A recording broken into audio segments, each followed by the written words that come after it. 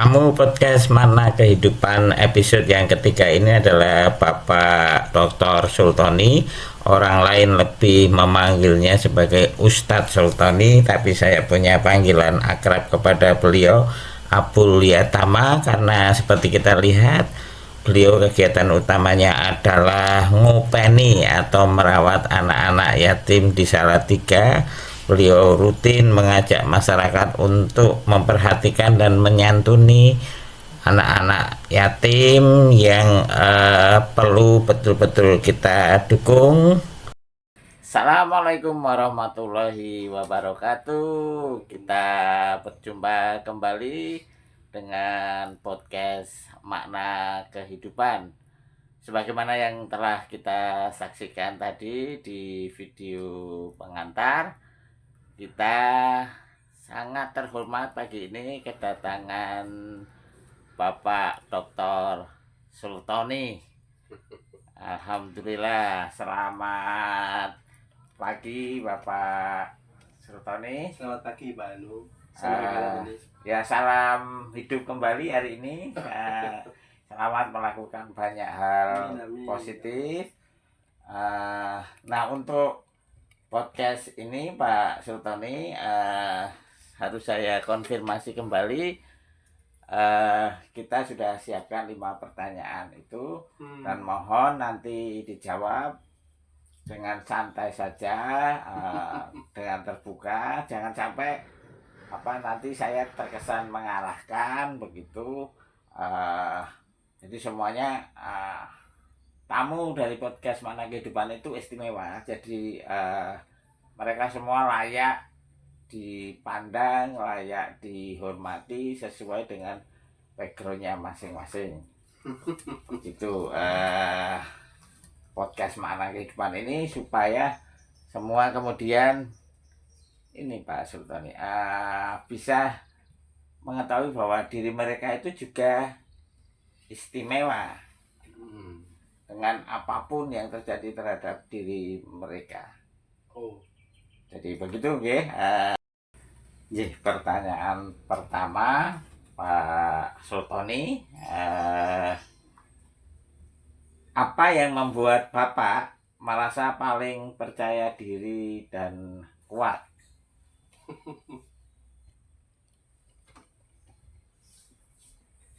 Assalamualaikum warahmatullahi wabarakatuh. Waalaikumsalam warahmatullahi wabarakatuh. Saya aturkan matur nuwun sangat pada Pak Hanum, orang yang luar biasa inspiratif. Kata-kata beliau yang selalu saya ingat itu bahwa setiap hari ketika kamu bangun pagi, kamu diberikan hidup, itu tanda bahwa Allah Tuhan masih memberi kesempatan untuk menyelesaikan masalah kamu dengan hari-hari berikutnya. Itu luar biasa, sangat inspiratif dan menghidupkan. Pak Hanu, kalau boleh sebenarnya saya yang tanya-tanya Pak Hanu dulu, tapi malah ingin ngaji ya sama Pak Hanu ya. Enggak, saya juga dari dulu tuh pengen banget mengundang panjenengan. Ini pasti banyak yang saya akan pelajari tentang kehidupan dari jenengan. Itulah yang salah. Saya gini, ketika ditanya tentang kapan merasa percaya diri dan kuat, jujur itu target motivasi sejak saya mahasiswa, baik untuk diri sendiri maupun untuk teman-teman itu. Jadi satu senang Pak Wanung ketika ketemu dengan orang itu ingin menyemangati itu. Kemudian dalam kelompok yang agak besar itu, terus saya kadang diminta untuk menjadi motivator. Terus tema percaya diri dan menjadi kuat itu jadi inti ya, motivasi yang saya bawa kemanapun.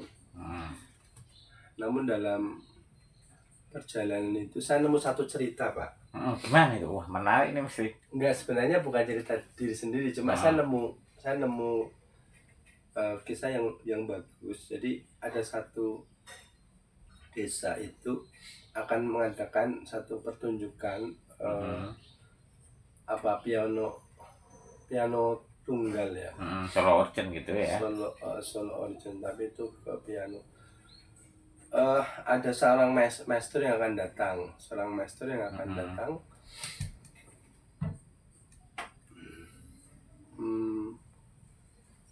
Itu sudah tingkat dunia sebenarnya master itu. Nah pada saat hari pertunjukan itu ada seorang anak kecil yang memang dia suka bermain piano. Dia baru 2 bulan belajar piano. Dia diajak orang tuanya untuk hadir di pertunjukan itu. Waktu menunggu jam pertunjukan dengan yang ditetapkan oleh panitia itu, sebenarnya semua sudah hadir, termasuk maestro gitu. Nah di panggung itu ada piano itu loh. Si anak kecil tadi lari ke piano, dia main di sana gitu. Ding dong ding dong. Dia menyanyikan lagu Bintang Kecil kalau nggak salah. Terus lagunya sederhana karena dia masih anak-anak gitu. Nah maestro tadi senyum gitu. Ini kan lampu sorot langsung hidup tuh. Nah disorot ke anak kecil, jadi pada kaget. Emang masternya kan begitu gitu? Bukan, masternya duduk di depan terus dia ke panggung, duduk di sebelahnya anak kecil tadi. Sambil pegang pundaknya, teruskan saya. Jadi duduk. Nah maestro tadi itu mengimbangi ya permainan si kecil tadi sehingga tersaji sebuah sajian lagu yang luar biasa. Selesai lagu itu semua tepuk tangan. Pada saat mereka berdiri, maestro dan si anak kecil tadi, si anak tadi itu merasa gini loh, oh ternyata main piano itu mudah gitu ya. Gitu. Saya baru 2 bulan aja udah dapat sambutan seperti ini. Padahal penonton itu sebenarnya yang ditepuk tangan itu bukan si kecil itu gitu, tapi maestro. Karena ada maestro di sana juga yang memainkan piano. Saya nemu makna itu Pak. Jadi rasa percaya diri kuat, berani, teguh, gagah itu hanya ketika kita bersama sang maestro alam itu loh. Harusnya kita sadar bahwa kita sebenarnya bukan siapa-siapa, bukan apa-apa. Tapi kita bisa dijadikan yang luar biasa ketika kita dekat dengan maestro alam semesta. Pengajian ya Pak ini? Ya, enggak apa-apa. Ini memang sudut pandang jenengan begitu. Saya merasanya seperti itu. Ketika saya dekat dengan Allah, saya nyoba mohon kekuatan dengan Allah itu kayaknya itu apapun insya Allah bisa selesai gitu loh. Insya Allah. Ya, insya Allah. Ya, oke. Selanjutnya untuk pertanyaan kedua Bapak Sultoni, bagaimana Pak Sultoni menghadapi tantangan terbesar dalam hidup jenengan dan apa yang Pak Sultoni pelajari dari pengalaman tersebut? Gini Pak ada apa kalau nggak salah Einstein ya, seorang ahli lah, itu mengatakan bahwa yang ada di dunia kejadian itu bisa disebut biasa. Jadi semua kejadian di alam itu biasa, atau semua kejadian di alam itu luar biasa. Berarti nanti akan melihat dari sudut pandangnya mana ya, bisa dianggap biasa atau bisa dianggap luar biasa. Jadi gini, ketika pertanyaannya pengalaman hidup yang mana, itu saya jadi sulit menjawab. Saya lebih memahami bahwa semua yang ada di dunia ini itu kejadian besar. Pengalaman besar itu. Tapi kalau harus memilih misalnya mana di antara rangkaian kejadian kehidupan panjenengan itu yang jenengan rasakan kok harus diingat terus gitu misalnya.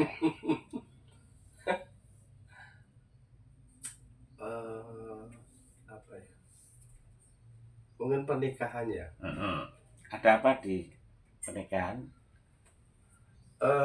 Apa ya? Itu kalau semua dari Allah. Kalau bukan dia nggak bisa itu. Betul. Jadi Pak, pernikahan itu salah satu misteri Allah yang terbesar yang jawabannya itu sungguh luar biasa buat semua yang menjalaninya. Iya. Gimana itu? Enggak apa ya? Misal di proses ketemunya, proses betul, itu aja sudah banyak itu keterkejutan gitu itu, ya. Iya.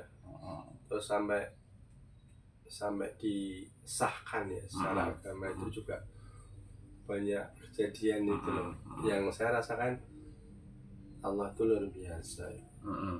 Meskipun kalau pas proses itu ya rasanya tuh main nangis-nangis betul. Cuma, Saya juga menjalani itu Pak Sultoni. Jadi iya. betul, saya setuju kalau pernikahan itu salah satu misteri Gusti Allah yang jelas terpampang untuk kita pelajari.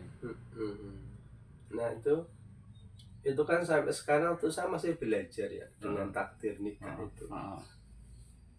Kalau bahasa takdir, Allah nggak pernah salah pasang, Allah nggak pernah Betul, salah rencana pilih. terbaik Allah. Rencana terbaik. Tapi gelombangnya naik turun gitu loh. Betul. Dulu saya memahami makna sakinah itu kan tenang ya. Oh ternyata lautan itu juga tenang tuh kan di permukaan gitu. Di bawahnya itu arusnya deras banget gitu. Kayaknya kalau makna sakinah kemudian dipahami tidak ada percecokan, tidak ada perang ya, sampai piring terbang dan sebagainya. Itu kayaknya belum punya pengalaman nikah deh. Itu bayangan orang yang belum menikah. Oke, ya.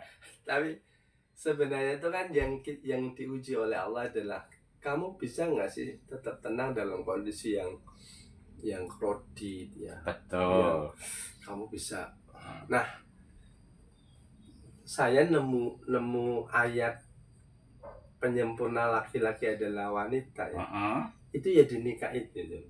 Oh, baik, jadi tadi dari jawaban untuk pertanyaan kedua dari Pak Sultoni, saya itu belajar bahwa pernikahan adalah peristiwa besar dalam hidup Pak Sultoni, dan itu saya juga alami Pak Sultoni. Iya. Pernikahan itu misteri terbesar Gusti Allah, tapi terpampang jelas, dan setiap kita itu bisa belajar dari pernikahan tentang Allah itu sebagai perencana terbaik yang setiap hari itu kita pelajari. Jadi betul ya juga sampaikan ini dengan pernikahan itu kita jadi tahu betapa kita itu menjadi lengkap karena perempuan gitu, karena istri yang kita nikahi. Oke, nah sekarang pertanyaan ketiga Pak Sultoni. Apa yang membuat Pak Sultoni berbeda dari orang lain dan bagaimana Pak Sultoni merayakan keunikan itu? Nah sebentar sebelum jawab itu, saya kan secara akrab memanggil jenengan itu Abul Yatama, bapaknya para yatim. Itu unik sekali loh. Itu orang Salatiga itu yang punya kapasitas seperti jenengan itu nggak banyak. Nah menurut saya itu unik sekali. Nah itu gimana jenengan menjawab itu? Apa yang membuat jenengan berbeda dari orang lain? Disebut berbeda enggak ya? Oh enggak ya? Iya itu biasa aja. Kalau ke ini ya, ke apa namanya, ke Abul Yatama, itu kayaknya kado ini. Kalau boleh saya cerita sedikit ya. Jadi saya aktif di Biro Tazkiyah, Biro Psikologi Konsultasi. Biro Konsultasi Psikologi Tazkiyah UIN Salatiga. Nah itu kan banyak klien. Nah ketika sekian banyak klien itu tidak terlayani secara cepat, kita ingin coba buka pelayanan secara massal. Salah satunya adalah dengan cara doa bersama.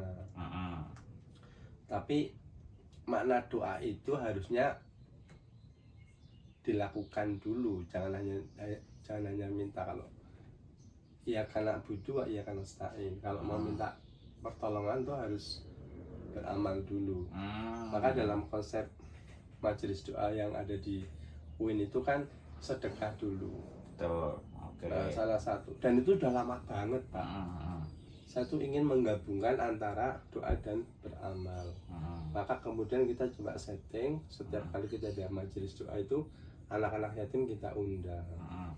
Itu dalam rangka orang yang punya hajat, amal dulu dong sama anak yatim, nanti baru minta ke Allah gitu. Nah itu sejak 2010 sampai sekarang. Saya waktu di Mekah, di depan Baitullah tuh saya minta sama Allah, ya Allah beri kesempatan saya membantu anak-anak yatim. Nggak dijawab kayaknya. Saya konsultasi sama seorang kiai. Kiai bilang gini, Pak Sultoni, kalau doa tidak dijawab itu ada kemungkinan. Sebenarnya doa itu semua dijawab. Anda diberi waktu untuk berpikir. siap nggak sih kalau doa dikabulkan gitu. Ah. Yang saya tanya itu, beliau itu punya anak bin anak 40 anak. Oh. Beliau curhatkan sulitnya macam-macam. Mm. Udahlah, asalnya tetap niat aja membantu, nanti Allah yang buat. Mm. Dan itu dikasih Allah majelis doa mawar Allah itu. Mm. Nah yang ajaibnya Pak Anu, kita minimal 5 juta per bulan. Itu nggak pernah mikir Pak. Oh. Jadi saya kan bilang sama tim ya, jangan pernah mencantumkan majelis doa di tas santunan, karena itu bukan hak kita. Itu ada dari Allah. Kita kalau bulan puasa itu sampai 30 juta, 50 juta. Itu kita nggak pernah mikir Pak, Allah kasih itu loh.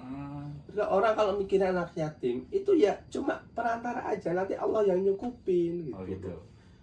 Jadi setiap kali kita kumpulkan anak yatim itu ya sudah ada dengan sendirinya. Iya, itu ya, itu biasa. Pak. Mawar. Namanya kan mawar Allah ya. Itu sebenarnya kan mawar itu kan lambang cinta Pak. Jadi Allah tuh punya mawar. Saya tuh terinspirasi dengan potret Hubble itu loh. Apa kamera besar, astronot besar astronot itu itu ya. Itu kan kumpulan galaksi ya, dia motor itu. Dan ternyata salah satu gambar yang tertangkap oleh kamera Hubble itu bentuknya mawar. Dan di dalam Quran sudah ada. Dan itu disebut dalam Quran juga, iya betul. Maka jangan pernah ragu, Allah tuh mencintai kamu. Ngoten Mbak Anu. Nggih. Ya, tentang kemudian kaitannya Pak Sultoni dengan sebutan Abul Yatama yang kemudian Pak Sultoni ayo nggak sejauh itu gitu ya. Ya tapi saya tetap mendoakan ini apa yang menjadi kebiasaan Pak Sultoni itu menular, kemudian banyak lagi orang-orang yang bersedia memperhatikan para yatim gitu. Amin, amin, amin. Nah, pertanyaan yang keempat Pak Sultoni, kapan terakhir kali Pak Sultoni melakukan sesuatu yang membuat Pak Sultoni itu merasa bangga dengan diri sendiri? Saya tuh tak petan-petan itu kok nggak ada ya yang saya lakukan saya bangga, enggak. Jadi semua ngalir aja. Dari dulu tuh saya nyumbun saya gini, Insya Allah nek panjenengan itu nggih ditari ini kersane kula saged ngeten. Tapi nek mboten nggih. Malah kemarin itu satu ketemu seorang Habib. Hidup itu ngalir aja Pak Sultoni. Kenapa? Udah disiapin semua oleh Allah gitu loh. Ya, betul. Nggak ngerancang nggak? Ya nggak apa-apa ngerancang. Tapi jangan sampai lupa ke pasrah ke Allah gitu loh. Nanti kita kalau terlalu kreatif, malah jadi stres gitu. Kita kreatif boleh, cerdas boleh, tapi kita harus yakin bahwa kreatif dan kecerdasan kita dalam bingkai kreatif dan kecerdasan Allah. Jadi sebenarnya kita merencanakan apapun, berkreasi apapun boleh, tapi tetap dalam pikiran itu merasa ujungnya itu nanti semua yang nentuin Allah gitu ya. Karena ada juga kreatif dan kecerdasan kita kan yang ngasih Allah. Misal Pak Hanum buat podcast ya. Ini bisa saja Allah tuh ngasih tuh kayak WA ke hati Pak Hanum. Udahlah Hanum, daripada nggak ngasih manfaat buat podcast. Tapi mungkin kita nggak ngerasa gitu. Betul. Loh bahwa itu tuh wahyu. Sudah sejak awal diarahkan Allah. Bahkan mungkin ya, mohon maaf itu sejak saya lahir misalnya bahwa saya itu besok harus apa aja dalam hidup ini, termasuk salah satunya membuat podcast itu sudah dirancang. Oke. Iya. Oke. Nah ini pertanyaan yang terakhir Pak Sultoni. Jika Pak Sultoni itu bisa memberikan pesan kepada diri Pak Sultoni di masa lalu waktu masih remaja begitu, apa yang Pak Sultoni akan katakan kepada diri Pak Sultoni di waktu lalu? Pengaruh pendidikan Simbah lagi. Dulu kan saya punya Mbah Putri dari ibu itu. Beliau itu kalau saya tidur itu mesti dikeloni itu Pak. Nah pas ngeloni itu loh dikasih cerita banyak. Saya belajar hipnosis itu, sugesti yang paling kuat itu ketika mau tidur itu loh. Nah intinya dari apa? Dari pesan Simbah itu, kalau kamu berpegang pada Allah sudah semuanya selesai.